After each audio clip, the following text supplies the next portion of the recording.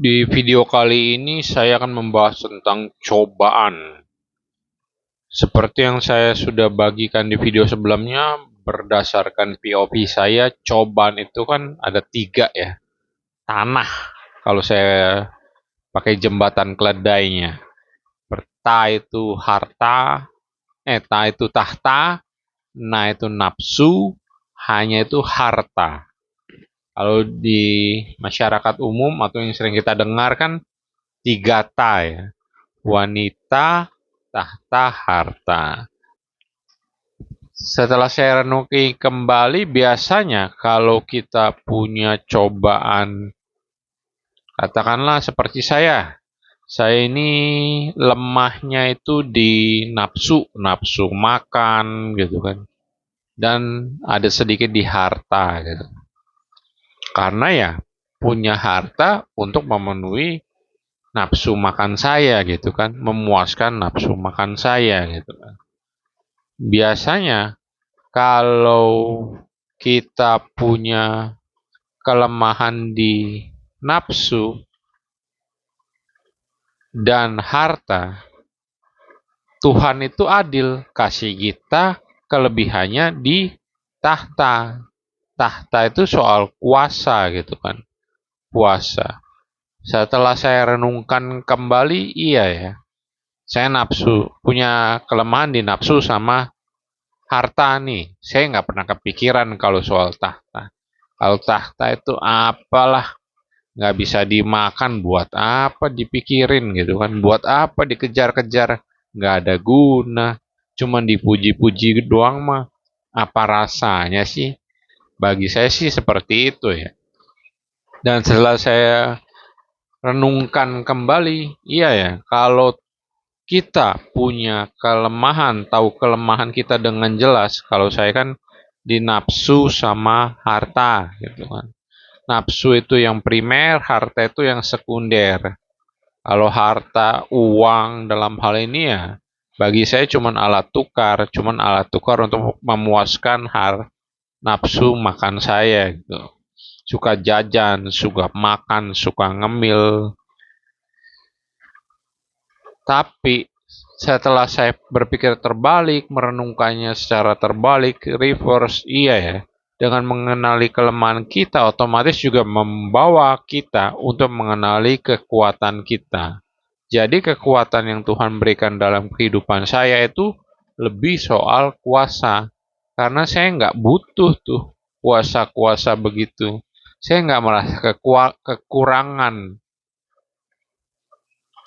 soal kuasa. Jadi saya nggak pernah mikirin soal kuasa gitu kan.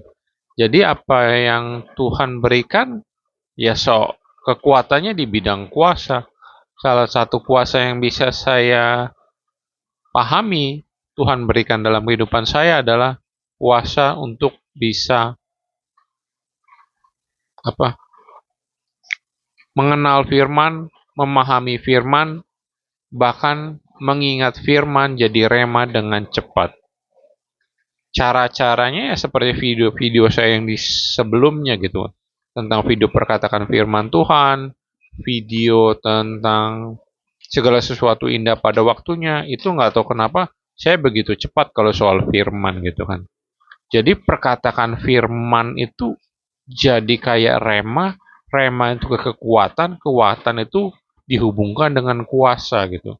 Padahal saya nggak pernah mikirin, saya nggak pernah minta itu soal kuasa. Tapi ya nggak tahu kenapa, pokoknya kalau soal firman, saya begitu cepat menghafalnya, saya begitu cepat mengingatnya. Seperti video saya yang tentang perkatakan firman Tuhan, pergaulan yang buruk merusak kebiasaan yang baik, langsung connect 1 Korintus 15 ayat 33. Segala sesuatu indah pada waktunya, langsung connect ke Pengkhotbah 3 ayat 11, iman Ibrani 11 ayat 1. Kemudian ciri-ciri pencuri itu Yohanes 10 ayat 10. Pencuri itu hanya ciri-ciri setan. Itu seperti pencuri, yaitu mencuri, membunuh, dan membinasakan. Step by step. Langsung aja gitu.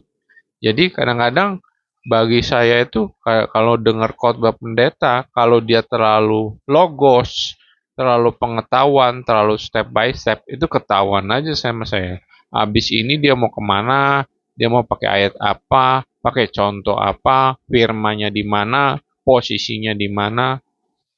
Oh iya ya, dari kejadian hidup itu, pengalaman hidup itu setelah saya renungi, iya ya, Tuhan bahwa saya mengerti bahwa apa yang jadi kelemahan kita, setelah kita mengenal kelemahan kita dengan baik, kita juga bisa akan mengenal kekuatan kita dengan baik, dan penggolongan kekuatan dan kelemahan kita itu hanya di tiga ta itu, di tahta, nafsu, dan harta.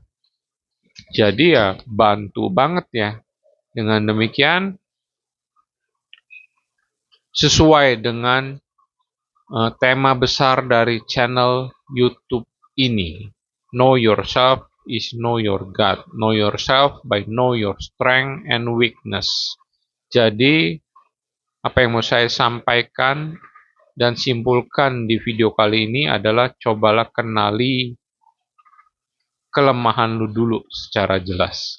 Dengan mengenal kelemahan lu secara jelas, Tuhan Roh Kudus bisa menuntun lu, menggiring lu untuk bisa mengenal apa yang jadi kekuatan lu.